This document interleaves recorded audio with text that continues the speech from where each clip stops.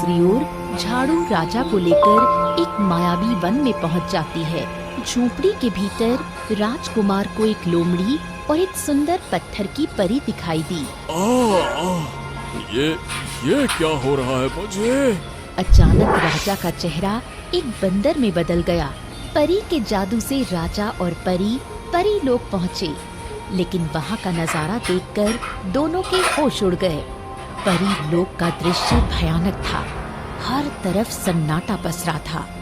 अरे वाह वाह वाह, क्या कमाल की चीज है ये झाड़ू। वाह, कितनी आराम से उड़ रही है। वाह, अरे अरे बिल्कुल हवाई जहाज की तरह। ओ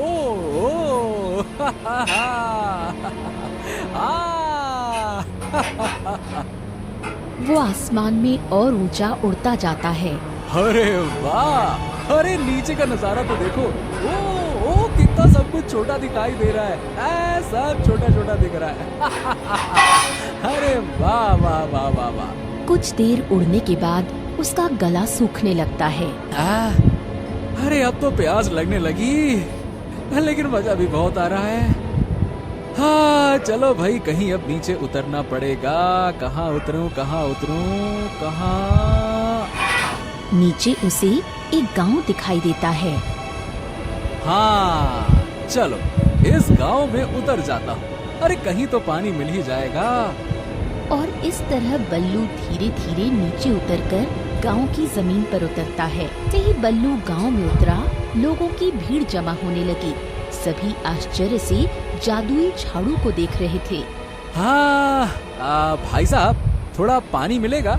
एक व्यक्ति दौड़कर पानी लेने चला जाता है। इतने में गांव का जमींदार भी भीड़ को चीरता हुआ वहां पहुंच जाता है। अरे वाह वाह वाह वाह वाह वाह, क्या बात है क्या बात है क्या बात है। ये कैसी अनोखी झाड़ू है। ये तो बड़ी कमाल की चीज लगती है भैया। हाँ महोदय, ये जादुई झाड़ू है। हाँ है भैया, क्यों ना तुम ये झाड़ू मुझे बेच दो। मैं तुम्हें अच्छी कीमत दूंगा, बहुत बढ़िया पैसा दूंगा। बोलो। अरे नहीं साहब, नहीं नहीं नहीं, ये बिकाऊ नहीं है। हैं? अरे 10,000 स्वर्ण मुद्राएं दूंगा।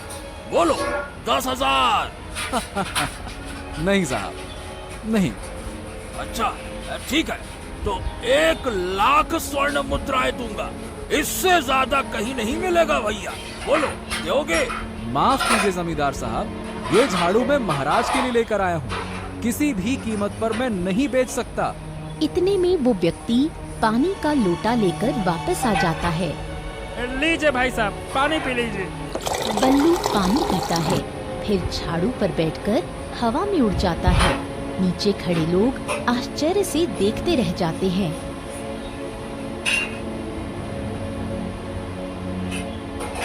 ठहरो, और हो तुम, कहाँ जाना है? मैं महाराज से मिलने आया हूँ। मेरे पास उनके लिए एक अनमोल भेंट है। भेंट है? कैसे भेंट है? दिखाओ। भाई साहब, ये एक जादुई झाड़ू है। ये देखिए।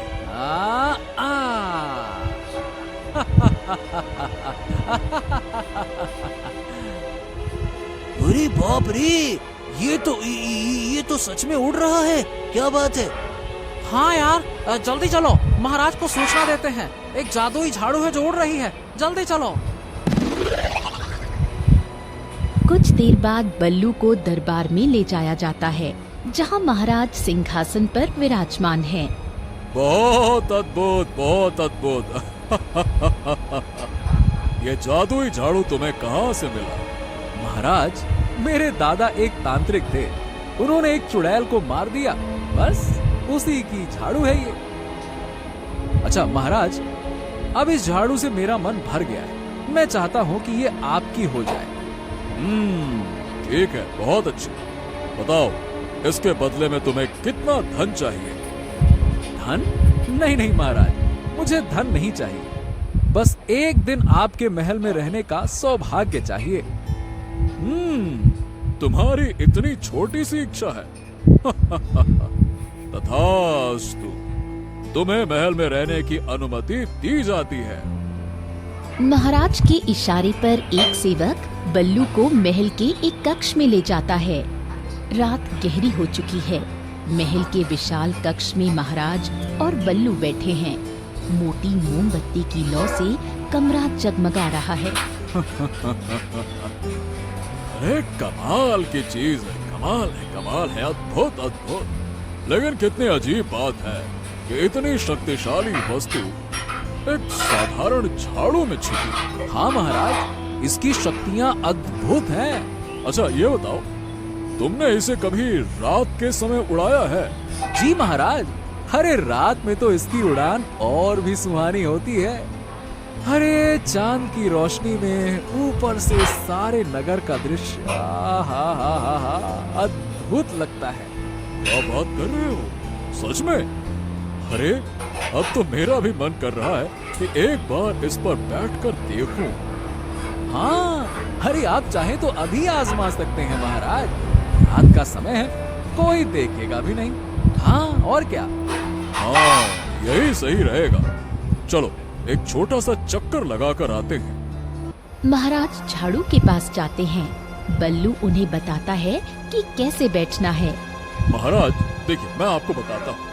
आप बस इस तरह से बैठिए और हाँ, मजबूती से पकड़ लीजिए, ऐसे, ठीक है?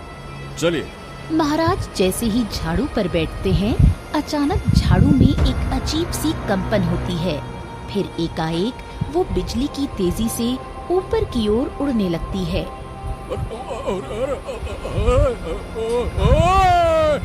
अरे ये क्या हो रहा है? अरे रुको, अरे रुको, रुको।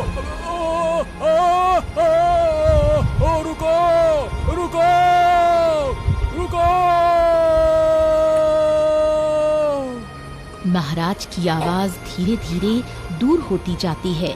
वरांडे में खड़ा बल्लू अब ठहाका लगाकर हंसने लगता है। उसकी हंसी में एक भयानक क्रूरता थी। बल्लू का रूप एक तांत्रिक में बदल जाता है। अरे कितना बड़ा बेवकूफ निकला ये महाराज। अरे झाड़ू के लालच में अपना राजपाट सब खो बैठा।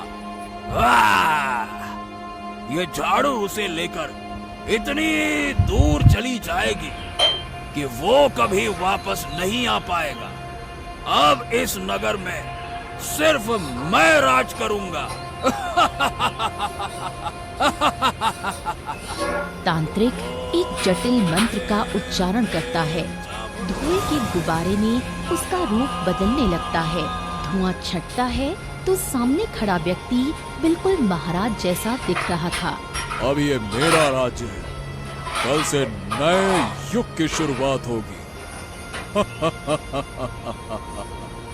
रात के अंधेरे में तांत्रिक, जो अब महाराज के रूप में है, रानी के कक्ष में जाता है। क्या हुआ महाराज? रानी जी, बात बहुत गंभीर है। अभी गुप्तचरों से खबर मिली है कि पड़ोसी राज्य के राजा हम पर आक्रमण करने की योजना बना रहे हैं। कुछ तो करना होगा। क्या? ये तो बहुत चिंता की बात है। हाँ, इसीलिए मैं चाहता हूँ कि आप अभी इसी वक्त अपने पिता के राज्य चली जाएं। वहाँ आप सुरक्षित रहेंगे। जैसे ही स्थिति सामान्य होगी, मैं आपको वापस बुला लूंगा। लेकिन आप अकेले कैसे? अरे आप मेरी चिंता मत कीजिए। मैं सेना के साथ रहकर यहाँ राज्य की रक्षा करूंगा। आपकी सुरक्षा मेरी पहली प्राथमिकता है। ठीक है महाराज। यही उचित रहेगा। आप भी अपना ध्यान रखिएगा महाराज। रानी अपने पिता के राज्य को निकल पड़ती है। दूसरी ओर झाड़ू राजा को लेकर एक मायावी वन में पहुंच जाती है। अचानक झाड़ू नीचे की ओर तेजी से उतरी। झाड़ू महाराज को जमीन पर उतारते ही एक तेज चमक के साथ विस्फोट होकर नष्ट हो गई। उस धूर्त व्यापारी ने मुझे धोखा दिया। अरे मैं कितना मूर्ख था जो उस पर विश्वास कर बैठा। महाराज ने अंधेरे में इधर उधर देखा। दूर एक छोटी सी रोशनी दिखाई दी। वो उस ओर बढ़े और एक पुरानी झोपड़ी के सामने पहुंच गए। अरे इस सुनसान जंगल में ये झोपड़ी, कुछ तो रहस्य है इसमें। जरूर कोई सुराग मिल सकता है। अंदर जाकर देखना होगा। महाराज ने सावधानी से झोपड़ी में प्रवेश किया। झोपड़ी के भीतर राजकुमार को एक लोमड़ी और एक सुंदर पत्थर की परी दिखाई दी। आओ राजकुमार, तुम्हारा स्वागत है। मैं तुम्हारी प्रतीक्षा कर रही थी। तुम क्या तुम बोल सकती हो? और बहुत कुछ जानती भी हूँ, जैसे ये कि तुम उस दुष्ट तांत्रिक को हराने आए हो, है ना? हाँ, लेकिन तुम्हें कैसे पता? वो तांत्रिक बड़ा चालाक है महाराज। उसने कई जादुई मंत्रों से अपने शरीर को लोहे की तरह मजबूत बना लिया है। कोई साधारण हथियार उस पर काम नहीं करेगा। ओह, तो फिर ये बताओ कि मैं उसे हरा कैसे सकूंगा? देखो, यहाँ 2 बोतलें हैं, एक पीली और एक नीली। इनमें से नीली बोतल में एक विशेष जादुई रसायन है। इसे पीते ही तुम्हारे अंदर असीम शक्ति आ जाएगी। तब तुम आसानी से उस तांत्रिक को हरा सकोगे। हाँ, सच? ये तो बहुत अच्छी बात है। हाँ, लेकिन जल्दी करो, समय कम है। धन्यवाद लोमड़ी, तुमने मेरी बहुत मदद की। महाराज ने जल्दी से नीली बोतल का ढक्कन खोला और उसे पिया। अचानक उनके पूरे शरीर में एक अजीब सी गर्माहट फैल गई। उनका सिर चकराने लगा और चेहरे पर एक विचित्र झंझनाहट महसूस हुई। ये क्या हो रहा है मुझे? लोमड़ी अब खुले तौर पर मुस्कुरा रही थी। अचानक राजा का चेहरा एक बंदर में बदल गया।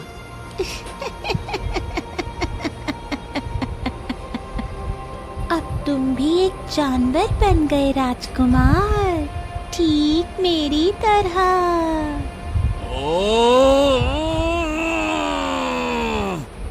दुष्ट लोमड़ी, तूने मुझे धोखा दिया।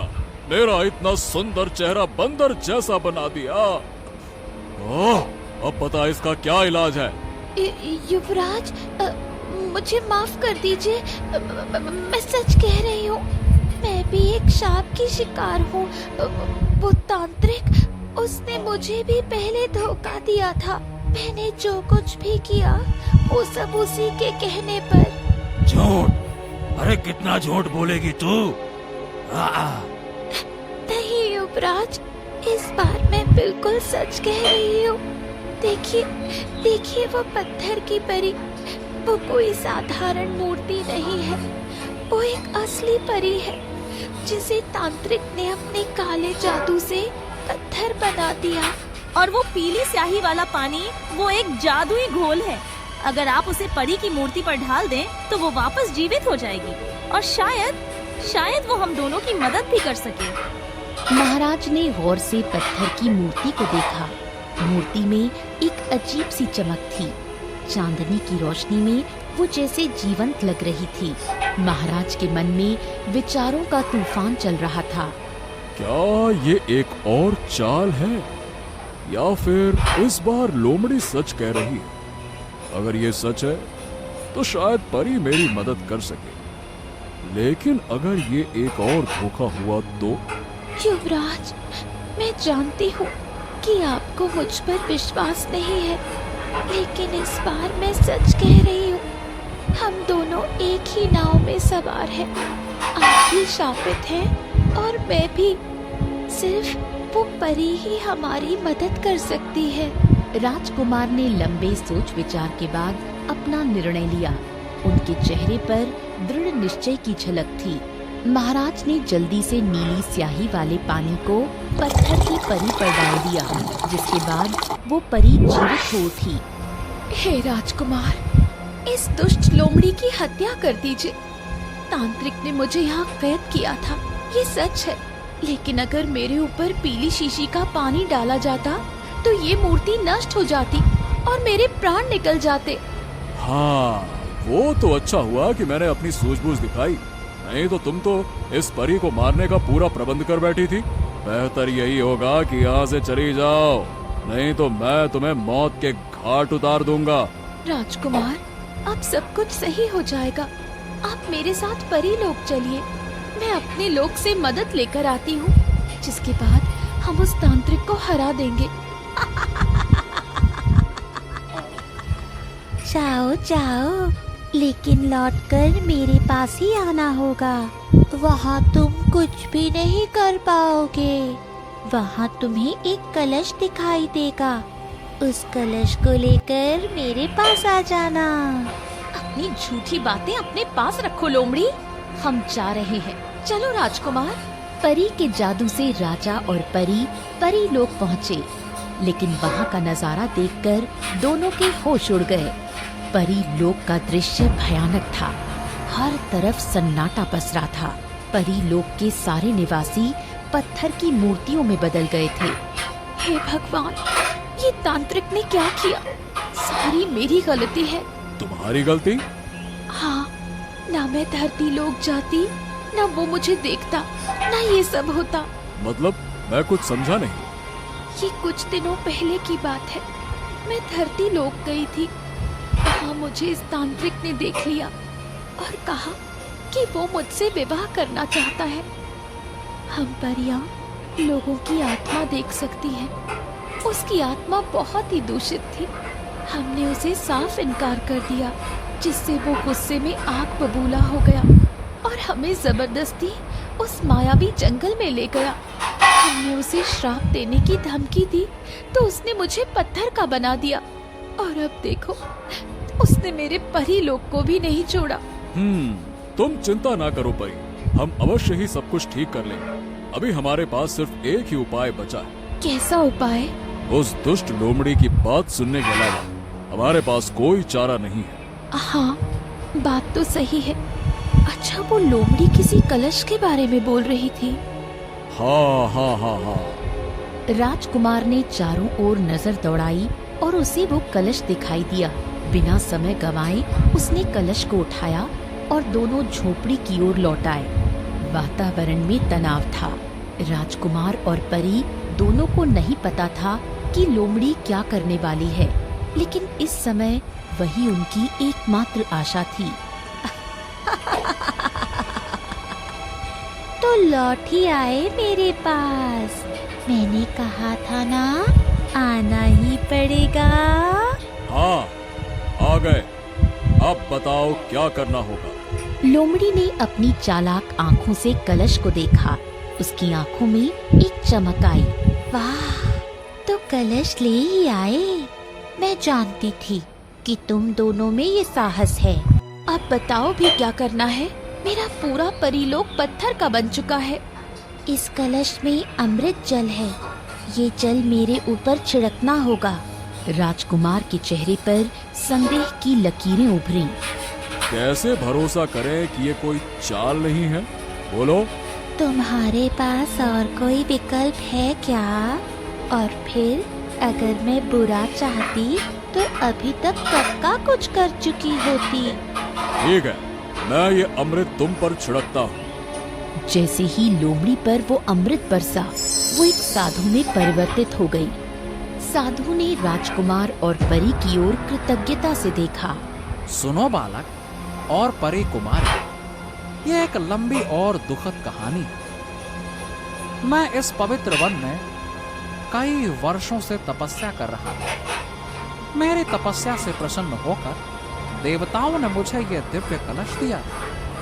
एक दिन एक युवक आया। उसने मेरे चरणों में प्रणाम किया और कहा कि वो ज्ञान प्राप्त करना चाहता है। मैंने उसे अपना शिष्य स्वीकार किया।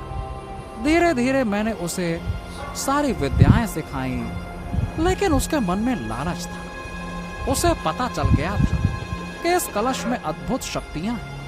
एक अमावस्या की रात, उस रात उसने काला जादू किया। मैं सो रहा। उसने मंत्रों का दुरुपयोग करके मेरी सारी शक्तियां छीन ली और मुझे लोमड़ी बना दिया। फिर उसने मेरी बुद्धि को भी भ्रष्ट कर दिया, जिससे मैं किसी को सही मार्ग न बता सकूं। लेकिन मेरी तपस्या इतनी भी कमजोर नहीं थी। मेरे अंदर थोड़ी बहुत शक्ति बची। मैंने उसका उपयोग करके जान लिया कि उसने कलश को परी लोक में छिपा दिया। और जब तुम दोनों आए तो मैंने अपनी बची हुई सारी शक्ति लगाकर तुम्हें सही दिशा दिखाने का प्रयास किया। तुम दोनों की सच्चाई और साहस में मुझे इस श्राप से मुक्त कर दो। अब मैं तुम दोनों की मदद करूंगा। सब कुछ ठीक करने के लिए हमें उस तांत्रिक को मारना होगा। अब आप ही कोई मार्ग बताइए बाबा, जिससे हम उस तांत्रिक को हरा सके। एक मार्ग है जिससे वो तांत्रिक मर सकता है। वो जिसका भेष ले रखा है, अगर उसकी पत्नी उसको अपने हाथ से इन दोनों शीशी का पानी मिलाकर पिला दे तो वो मर जाएगा। बाबा, वो तो मेरे राज्य में है। अच्छा, इसका मतलब वो मेरा भेष लेकर मेरे राज्य का राजा बन चुका होगा। मगर वो चालाक है, तुम्हारी बीवी के हाथ से जल नहीं पिएगा। उसका उपाय है मेरे पास, चलो मेरे साथ।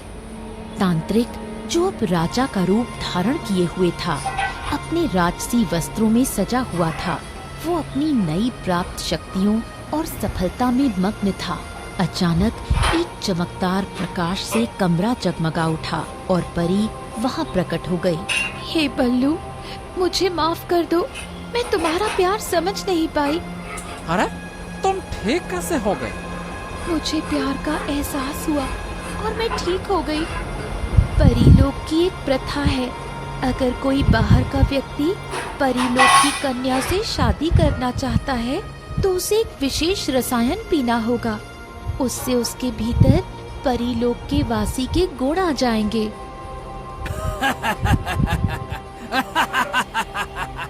लाओ, मैं पी लेता हूँ, और अगर ये चाल है तो भी मेरा कुछ नहीं बिगड़ेगा, क्योंकि मुझे विष से भी नहीं मारा जा सकता। कमरे में तनाव भरी खामोशी छा गई। तांत्रिक की आंखों में घमंड और विजय का भाव था, जबकि परी के चेहरे पर एक रहस्यमय मुस्कान थी। परी ने तांत्रिक को एक पात्र दिया। तांत्रिक के घमंड से जैसे ही उसने जल पिया, उसके शरीर में अचानक आग लग गई। वो चीखता हुआ तड़पने लगा और जलकर समाप्त हो गया। परी, तुम अपने जादू से हमें मेरी रानी के पास ले चलो, मैं उन्हें सब बता दूंगा, और फिर तुम मेरी पत्नी को अपना रूप दे देना। तुम्हारे प्यार में वो इस रसायन को जरूर पी लेगा। राजमहल में फिर से शांति और खुशियां लौट आईं। तांत्रिक के जलने के बाद राजा भी अपने मूल स्वरूप में आ गए और परी लोक के वासी भी ठीक हो गए।